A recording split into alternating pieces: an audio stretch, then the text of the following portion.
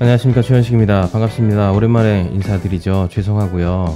자주 말씀을 드렸어야 되는데 이러저런 번거로운 일이 있다 보니까 이번 주에는 많이 영상을 올려드리지 못했네요. 오늘 두 가지 이야기를 좀 해보려고 합니다. 하나는 시나리오 정리를 다시 한번 좀 해볼까 하고요. 두 번째는 한국과 미국의 일자리가 늘지 않는 이유에 대해서 점검해 볼 필요성이 있을 것 같아서 이야기해 보도록 하겠습니다.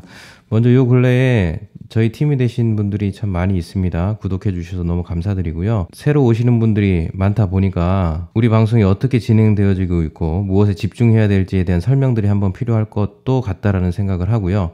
또 한 가지는 오래전부터 저희와 함께 호흡하셨던 분들도 정리할 필요가 있겠다라는 생각이 들어서 먼저 시나리오에 관련된 이야기부터 해보도록 하겠습니다. 일단 저희 그 방송이 크게 한 세 가지 정도 구분돼서 생각해 보실 수 있는데요. 하나는 이제 시나리오 관점에서 말씀드리는 부분이 있죠. 또 하나는 그 시나리오를 기반으로 해서 지금 그 시나리오에 어떤 시그널들이 현재 나타나고 있느냐, 이 부분에 대한 정리들을 저희가 하고 있습니다. 뉴스픽인데 중요한 뉴스들만 저희가 골라서 말씀드리는 겁니다. 또 하나는 그 시그널이 이제 변화가 되는데 그 변화되는 시그널들이 시나리오에 어떤 영향을 주지 않는다면 상관이 없는데 간혹 가다가 시나리오를 옵티마이징 해야 될 필요성이 있는 시그널들이 있습니다. 그래서 그 시그널들에 따라서 시나리오를 재조정할 때 또 말씀을 드리죠. 또 하나의 영상은 특강이 있겠네요. 저희가 분석하고 연구하면서 투자에 관련된 좋은 이야기들을 특강 형식으로도 말씀드리는 부분들이 있습니다. 전체적으로 이렇게 구성이 되어 있고요. 그래서 공부하는 측면에서 또 세상 이치구조 흐름의 변화를 이해하는 측면에서 영상들을 공부하시고 보시면 도움이 되겠다라고 생각이 들어집니다. 핵심은 뭐냐 하면 저희가 시나리오를 설정하고 그 시나리오가 어떻게 지금 움직이고 있는지에 대해서 시그널을 찾는다. 그리고 간간히 경제, 사회, 문화 여러 방면에서 중요한 이슈들을 저희가 특강 형식으로 말씀을 드리는 건데 최근래에 제가 댓글을 보니까 여전히 저희가 우려스러운 부분들이 다시 나타나고 있어서 말씀드려야 되겠다라는 생각이 든 부분은 뭐냐 하면 저희가 시나리오를 이렇게 쪼개서 한꺼번에 다 말씀드리지 않고 이렇게 나누어서 말씀을 드리는데 어떤 시나리오를 이제 보시는 분들, 그러니까 그 시나리오 하나 보셨기 때문에 말씀하시겠죠. 하나의 시그널만 보고 마치 그게 예언인 것처럼 생각하시는 분들이 있어요. 물론 이제 그분들은 예언이라고 생각하지 않죠. 이를테면 최근래에 어떤 현상들이 발생한다면 다우 지수는 이렇게 될 수 있고 코스피 지수도 이렇게 될 수 있다. 이런 영상을 보셨죠? 네, 보셨을 겁니다. 그 영상을 보고 말도 안 된다. 그럴 일은 없다. 예전에는 다르게 얘기하더니 왜 지금 또 이렇게 얘기하느냐. 왔다 갔다 한다. 이런 얘기들에 대한 피드백이 있었어요. 그 얘기는 무슨 얘기냐면 제가 볼 때는 그 영상 하나만 보셨기 때문에 그렇습니다. 그리고 시나리오에 대한 전체적인 이해가 아직 없으시기 때문에 그런 혼선들이 좀 있지 않나 라고 생각이 들어집니다. 그래서 말씀드리는 건데 기본적으로 저희는 3개에서 4개 정도 한 3개 정도라고 얘기하죠. 3개 정도의 시나리오를 말씀을 드립니다. 그 3개의 시나리오라는 것은 A라는 가능성, B라는 가능성, C라는 가능성이 있다는 측면에서 말씀드리는 거고요. 그 3가지 시나리오가 어떻게 움직이는지를 파악하는 게 중요합니다. 그러니까 여러 가지 가능성에 대한 이야기죠. 왜냐하면 예언이라는 것은 한 가지만 이야기하고 바뀌지 않잖아요. 저희는 예언하지 않습니다. 예측하는 거죠. 그러니까 예측의 기반으로 저희가 이야기를 하기 때문에 몇 가지의 가능성을 이야기한다라고 생각하시면 될 것 같고요. 이제 우리가 지금 추적하고 있는 틀에서 말씀드리면 최근에 책을 보신 분들은 이해하시겠지만 저희가 이제 앞으로 10년에서 15년 정도의 장기적인 추세 안에서 시나리오를 봅니다. 반드시 기억하십시오. 10년에서 15년이라는 시간이 들어가는 겁니다. 시간이 변수가 되겠죠. 이 부분은 굉장히 중요한 부분입니다. 단기적으로 1개월, 2개월, 1주, 2주 보는 게 아니고요. 10년, 15년의 장기적인 추세 안에서의 시나리오를 본다. 이 시간의 변수가 굉장히 중요한 이유는 뭐냐 하면 시간의 변수의 길이에 따라서 모든 사건들은 달라질 수 있기 때문입니다. 최근에 댓글에 질문을 하나 주셨어요. 어떤 일본의 학자가 달러는 망한다고 하더라. 어떻게 생각하시느냐? 아마 그런 질문이었던 걸로 제가 아는데 여러분들은 어떻게 생각하십니까? 제가 최근에 달러는 망하지 않는다는 영상을 보내드렸는데 차이점은 뭐냐 하면 역시 그것도 시간이에요. 이를테면 일본의 그 교수님이 달러는 망한다 라는 그 주장은 맞을 수도 있고 틀릴 수도 있어요. 변수에 따라서, 그 시간의 변수에 따라서. 그러니까 이렇게 얘기하면 되겠죠. 1년 안에 달러가 망한다 라고 얘기하면 틀릴 가능성은 높겠죠. 그렇지 않겠습니까? 여러분 생각할 때 1년 안에 달러가 망할 거라고 생각하십니까? 더 줄여볼까요? 6개월 안에 달러가 망한다. 망할까요? 저는 6개월 안에 달러가 망한다라는 변수를 집어넣으면 맞지 않다고 봅니다. 그런데 시간의 변수를 길게 잡아보죠. 100년, 150년, 200년, 300년. 그 교수님이 어떻게 얘기하셨는지, 시간의 설정을 어떻게 하셨는지 잘 모르겠지만, 이를테면 300년 안에 달러는 망할 수 있다 얘기하면 그럴 수도 있을 것 같아요. 300년 뒤에 패권이 어떻게 바뀔지는 누구도 장담할 수 없고 알 수 없는 부분이기 때문에 300년이라는 시간의 변수를 가지고 얘기하면 다양한 가능성이 있겠죠. 근데 제가 말씀드렸던 달러에 대한 기조는 단기적으로 봤을 때 망하지 않는다, 시간의 변수가 들어간 거죠. 그 부분이 굉장히 중요한 겁니다. 저희 시나리오 역시도 10년, 15년의 장기적인 추세 안에서의 시나리오, 이 부분을 꼭 기억하셨으면 좋겠어요. 그 안에서 두세 가지, 정확히 얘기하면 제가 말씀드린 시나리오가 한 3가지 정도 될 것 같은데요. 3가지 정도 시나리오를 보면 되겠다. 그래서 그 10년, 15년의 시간의 변수 안에서 봤을 때 미국 여전히 가능성이 있다. 다우존스 나스닥 지수는 앞으로 우리가 기대해 볼 만한 수익을 얻을 수 있는 굉장히 투자적 접근의 가치가 있다. 그런 측면에서 시나리오를 보는 거죠. 이해되십니까? 그럼 이제 우리가 1차로 봐야 될 게 뭐냐?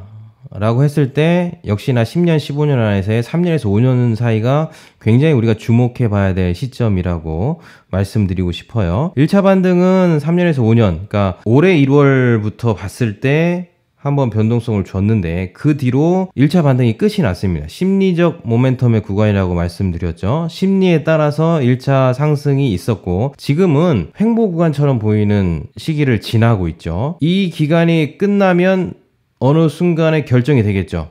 2차 반등으로 가느냐, 반등하지 못하느냐. 그런데 이 과정 가운데 변수가 상당히 많다는 겁니다. 그 다양한 변수가 뭘까요? 한번 대답해 보시겠어요?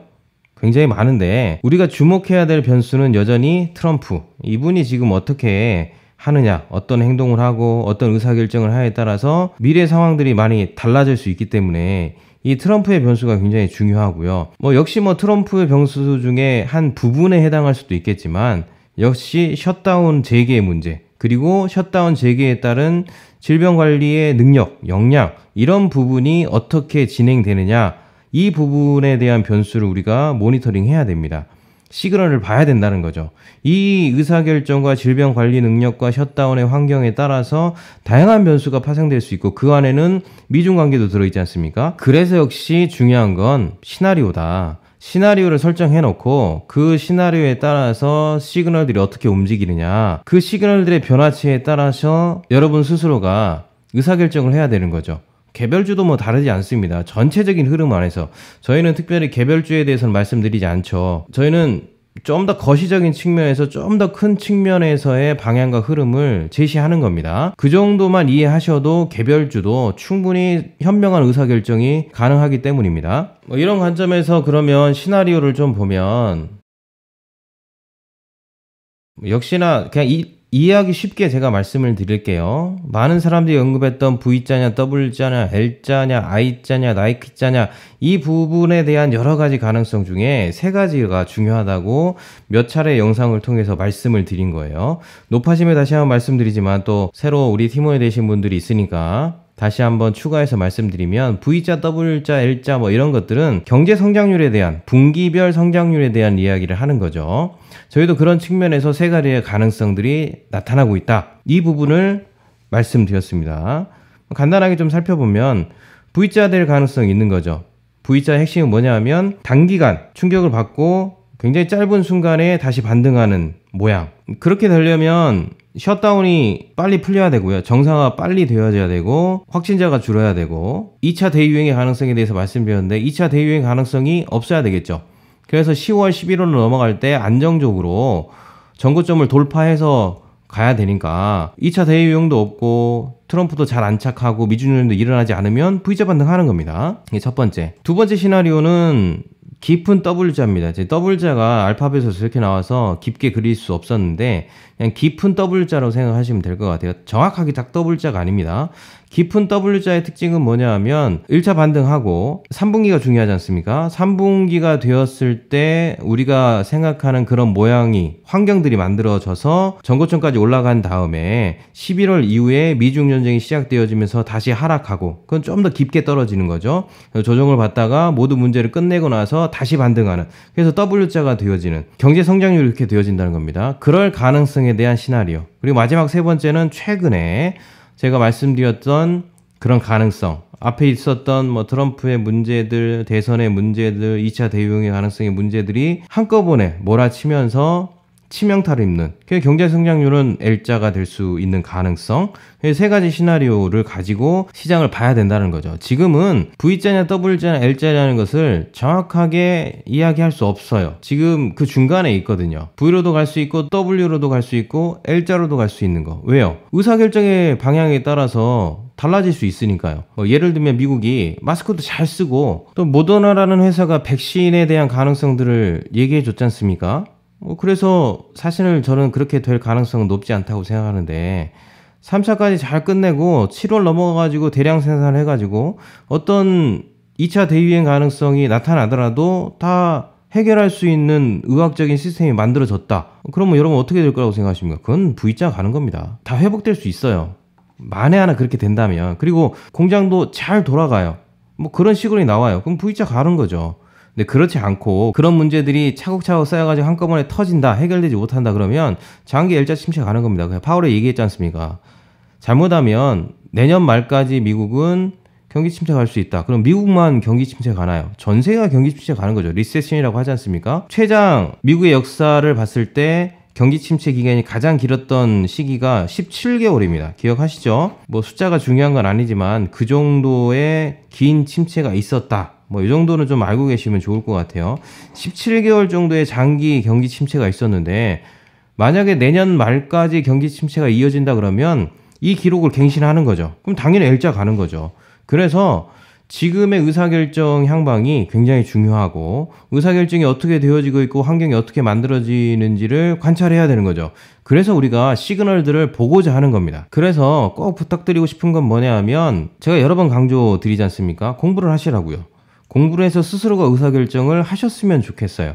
제 말이 뭐 맞을 수도 있고 맞지 않을 수도 있고, 요즘 저희 소장님이 여러 유튜버 채널에 가서 강의들을 많이 하고 계시는데 그 말이 100% 맞을 수도 있고요. 맞지 않을 수도 있어요. 저희가 말하는 게 뭐 100% 다 맞진 않죠. 대체적으로 평가는 많은 분들이 평가해 주시는데 70에서 80%의 확률적, 긍정적 확률이 있다. 뭐 이렇게 얘기해 주셔서 너무나 감사한데, 반대로 얘기하면 20, 30%는 여러 가지 상황에 따라서 딜레이 되거나 뭐 틀리거나 뭐 이런 상황들도 충분히 가능하다. 그래서 가장 중요한 게 뭐겠습니까? 여러분들이 스스로 의사결정을 할 수 있는 힘을 길러가는 거. 여러분들이 이 시대에 문제였고 결핍, 또 이치구조 흐름, 정치, 경제, 사회, 문화 전반적인 상황들을 보시면서 스스로 의사결정하는 거. 이건 여러 번 말씀드리지만 투자에만 그렇게 해당하는 건 아닙니다. 여러분이 인생을 살아가는 모든 환경 가운데 어떤 의사결정을 해야 될 그 타이밍에 자녀가 됐든 내가 됐든 누가 됐든지 간에 그 의사결정하는 데 있어서 스스로가 그 힘을 갖지 못하면 남에 의해서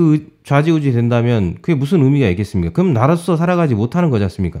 내가 나로서 살아간다는 가장 중요한 첫 번째 조건은 뭐냐 하면 내가 의사결정을 할 수 있는 능력을 갖는다는 이야기입니다. 내가 내 자신에 대해서 의사결정을 갖지 못하는 사람이 어떻게 나라는 존재 자체로 살아갈 수 있겠습니까? 그래서 그 힘을 우리가 한번 길러보자. 그래서 투자적인 접근만을 생각하지 마시고요. 전체적인 상황들을 스스로가 통찰력 있게 바라보시면서 내 삶의 결정권자, 의사결정을 내 스스로 할 수 있는 그런 힘들을 만들어 가시면 좋겠다라는 생각을 여담으로 좀 하고요. 그래서 역시나 중요한 건 시그널을 보는 게 중요한데, 오늘은 몇 가지 시그널들을 말씀드릴 게 있는데 너무 길어질 것 같아서 하나만 말씀드리도록 하고, 말씀드리지 못한 것들은 다음번 영상을 통해서 제가 말씀을 드려보도록 하겠습니다. 제가 여러분과 같이 봤으면 하는 시그널들은 일자리입니다. 일자리. 한국과 미국이 지금 일자리가 많이 늘지 않고 있죠. 왜 일자리가 늘지 않을까? 두 가지 이유가 있어요. 공통된 이유가 하나 있고 개별적인 이유가 하나씩 있죠. 물론 그거 외에도 일자리가 늘지 않는 이유가 굉장히 많이 있습니다. 두 가지만 있다고 말씀을 드리는 건 아니고요. 제가 이 시간을 통해서 여러분들이 꼭 기억하셨으면 좋겠다라는 시그널, 그 이유가 두 가지라는 것을 꼭 기억해 주셨으면 좋겠어요. 첫 번째, 한국과 미국의 일자리가 늘지 않는 공통된 이유는 C-쇼크 때문에 그렇습니다. 바이러스 쇼크가 워낙 세다 보니까 일자리가 줄었다는 것은 부인할 수 없죠. 결국에는 일자리가 늘려면 바이러스 상황이 해결이 돼야 되는데 미국이나 한국이나 유럽이나 전체적인 상황을 봤을 때 셧다운을 빨리 끝내고 정상화 가려고 하고 있지만 여전히 문제들이 남아 있습니다. 해결되지 않은 문제들이 여기저기 바이러스 문제들이 지금 나타나고 있죠. 한국도 간헐적으로 군데 지역마다 환자들이 나오고 있고요. 프랑스 같은 경우에도 학교를 오픈을 했는데 다시 문을 닫는다는 이야기도 나오고 있죠. 미국도 말할 건 없습니다. 미국도 역시 48개 주 정도 제가 오픈한 걸로 알고 있는데 그 중에 상당수의 주에서 확진자가 다시 늘거나 사망자가 는다는 소식도 나오고 있습니다.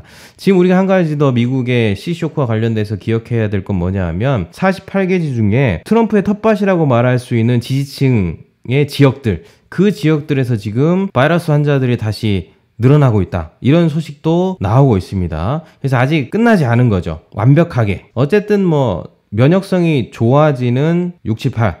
이 정도에는 아마 그래도 조금 세상이 돌아가는 모습들이 정상적으로 돌아가는 모습들이 보이지 않을까라고 생각이 들어지고요. 근데 문제는 지구 반대편에 또 겨울이 되는 지역들이 있으니까 뭐 남미 같은 지역들 거기에서 이제 문제가 더 크게 발생되어지겠죠. 그리고 나서 10월로 넘어가면 다시 그 반대 지역 우리나라를 포함한 유럽, 미국 뭐 이런 지역들이 더 확진자가 늘어날 수 있는 가능성이 있으니까 아마 C쇼크의 문제들은 계속해서 여러분들이 뉴스에서 볼 수밖에 없을 것 같고 여러분들이 저와 함께 보실 시그널은 역시 미국의 확진자들이 어떻게 되느냐 이 부분이 굉장히 중요한 요소일 것으로 저도 생각합니다. 그럼 두 번째, 일자리가 늘지 않는 이유가 뭐냐? 미국 같은 경우에는 정부 보조금의 영향이 있어요. 정부 보조금이 뭐가 문제냐? 다른 문제가 아니고요. 미국은 실업수당으로 주당 개인에게 600불 정도가 지금 지급되고 있습니다. 한 달이면 얼마일까요? 2,400불이죠. 이 돈이 작지 않다는 데 문제가 있습니다. 그러니까 정부 보조금이 실업자들에게 가서 개인들에겐 좋은데 그 돈이 최저임금보다 더 많은 거예요. 그러니까 굳이 취업할 이유가 없잖아요. 정부 보조금을 다 탈 때까지 일을 할 필요가 없다는 의미죠. 그래서 일부 지역에서는 인건비가 올라가고 있대요. 일할 사람을 못 구해서. 그만큼 지금 미국에서는 일자리를 지금 다급하게 당장 셧다운이 끝났다고 해서 찾을 필요가 없다라는 거죠. 미국인들의 입장에서 봤을 때 그게 한 4개월 정도 될 것으로 보이니까 6월 정도가 넘어가야 일자리에 대한 변화 수치들이 충분히 나오지 않을까. 그래서 미국은 일자리가 늘지 않고 있다 이렇게 보는 시각들도 있어요. 안타깝죠. 2,400불이면 우리 돈은 얼마인가요? 오늘 제가 5월 20일 날 촬영하고 있거든요. 5월 20일 환율 기준으로 봤더니 295만 2,720원입니다. 이게 한 사람에게 주어지는 거잖아요. 두 부부가 실업 청구 수당을 받는다면 600만 원 되겠네요. 그러니까 굳이 일할 이유가 없네요. 네, 저라도 일하기 쉽지 않을 것 같은데요. 가만히 앉아 있어도 4개월 동안 600만 원씩 주니까 그 수치들이 그러니까 일자리 수치죠. 그 수치들이 지금 개선되지 않고 있다. 이게 이제 가장 중요한 문제인 것 같아요. 그럼 한국은 어떨까? 한국이 일자리가 늘지 않는 이유는 역시 제조업에 문제가 있다는 거죠. 제조업이 일자리를 늘려줘야 되는데 늘려주지 못하고 있다. 왜? 구조조정 때문에. 지금 한국 같은 경우에는 질병의 문제들이 어느 정도 소강 상태에 들어가고 있는데 기업들은 끝난 게 아닙니다. 기업들은 여진이 있고 2차를 대비해야 되는 상황이고 심지어는 많은 기업들은 10월, 11월을 대비하고 있는 모습들이 실제적으로 나타나고 있어요. 그 현상들이 뭐냐 하면 돈이 될 수 있는 것들은 다 판다는 거죠. 현금을 확보하고자 한다. SK는 300개 직영 주유소를 매각할 계획을 갖고 있고요. 대한항공은 송년동 호텔 부지를 팔고 두산타워를 팔고 옹진 북센, 스타필드 부지, 논현동 빌딩, 아모레퍼시픽이요. 매각하고 있습니다. 그 얘기는 뭐 뻔하잖아요. 지금 어렵다는 얘기를 하는 거죠. 기업들이 이렇게 어려운 상황에서 일자리를 더 늘리겠다. 국가와 국민들을 위해서 일자리를 더 확대하겠다. 이게 쉽게 작동되지는 않을 거잖아요. 대한항공 같은 경우에는 뭐 아마 매스컴을 통해서 많이 들어보셨을 거예요. 비행기 한 대 그냥 세워놓으면 한 5억 정도 마이너스가 된다고 하더라고요. 한 170대 있으니까 어마무시한 돈이 나가는 거죠. 이런 상황에서 지금 일자리를 더 늘린다는 것은 쉽지 않을 거고요. 구조조정을 하면서 현금을 매각하는 상황에서 제조업이 리쇼어링을 또 한다고 해서 당장 일자리가 만들어지는 게 아니잖아요. 리쇼어링해서 한국으로 다시 들어왔다. 그러면 최소한 뭐 2, 3년 정도의 시간이 지나야 일자리가 만들어지는 거니까 지금 일자리가 늘지 않는 건 당연할 수밖에 없습니다. 결국에는 일자리 느는 것은 국가가 만들어내는 일자리, 그것도 지난 몇 개월 동안 채용하지 못했던 부분들을 확대해서 빠르게 공공 일자리를 만들고 일자리 개선 문제를 하려는 노력, 그 이상은 대기업들이 해줘야 되는데 그 부분들이 작동하고 있지 않으니까 당연히 일자리가 늘지 않는다. 투자로 연관해서 얘기해보면 결국에는 무슨 의미냐, 펀더멘탈에 문제가 생긴다는 얘기입니다. 주식시장은 펀더멘탈하고 유동성으로 움직이게 돼 있거든요. 유동성이 아무리 많아도 펀더멘탈에 한계가 생기면 전고점을 뚫고 가기가 쉽지 않습니다.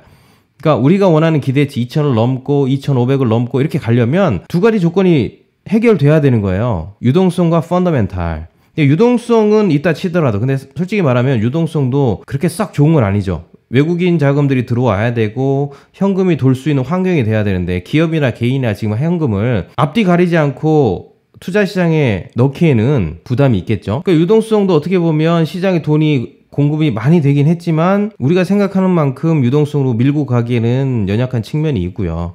유동성이 되려면 결국엔 펀더멘탈이 담보가 돼야 되는데 펀더멘탈도 지금 C쇼크가 끝나지 않은 상황이고 10월 11일 남아있고 미중이 어떻게 싸울지도 모르는 마당에 펀더멘탈이 개선되기는 쉽지 않은 상황이니까 당연히 뭐 2,500으로 넘어가는 건 아직은 그렇게 긍정적으로 보이지 않는단 말입니다.